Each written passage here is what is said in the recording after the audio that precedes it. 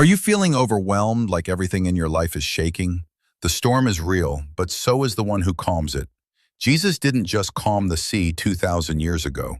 He wants to calm your storm today. And what he said back then still echoes now. Peace. Be still. Welcome to the Our Victory channel, where we dive deep into the Word of God and discover timeless truths for today's chaos. Have you ever been in a place where life feels out of control? Maybe you're battling anxiety, facing job loss, relationship struggles, or just carrying the weight of the world. I've been there too. But today, I want to share with you a powerful truth from Mark chapter 4 that has changed my life, and it might just change yours. Because the same Jesus who stood in a boat and told the storm to stop is still speaking peace into the hearts of those who trust him.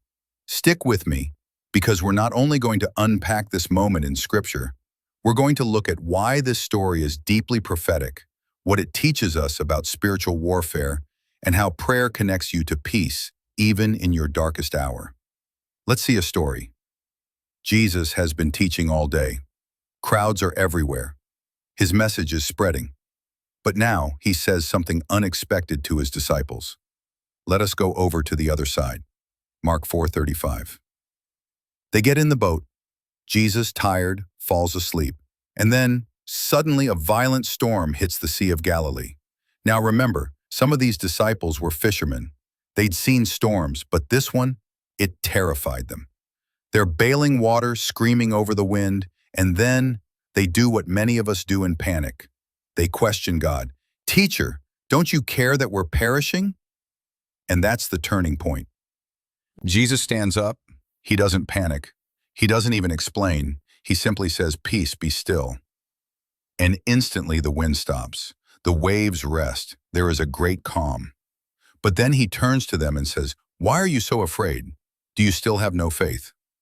This isn't just a story about weather. It's a picture of spiritual warfare. The sea often symbolizes chaos in ancient Jewish thought, a symbol of evil and disorder. This storm wasn't just physical. It was demonic opposition to Jesus crossing over to deliver a demon-possessed man in the next chapter. So Jesus wasn't just calming water. He was showing his authority over evil, over fear, over everything that tries to stop God's purpose in your life. And here's the deeper truth. Sometimes your biggest storms come right after your biggest obedience. The disciples obeyed Jesus and sailed into a storm. But listen, obedience doesn't guarantee smooth sailing. It guarantees his presence. Think about the world today: political chaos, economic fear, mental health crisis, constant noise, fear, pressure. Maybe you're facing your own storm right now. And like the disciples, you're asking, "God, don't you care?" Friend, he does. But here's the thing. Sometimes God allows the storm not to destroy us, but to develop us. He wants to teach us to pray with authority, to worship in the waves, to speak to fear and say, "Peace, be still," in Jesus' name. This is spiritual warfare, and your peace is your weapon. How do we fight through life's storms? With prayer. But not just weak, quiet prayers. I'm talking about prayers that rise up from the middle of fear and say, "I know who's in my boat." Prayer isn't about escaping the storm. It's about connecting with the one who commands it.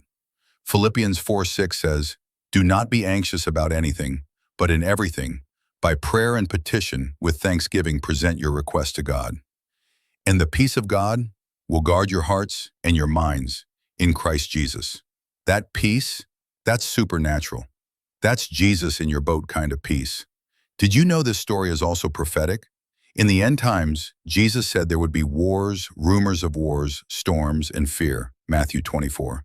But he also said, "See that you are not troubled." He's preparing his people, not for comfort, but for courage. Because even as the world shakes, he is raising up a generation that knows how to sleep in storms and speak peace in chaos.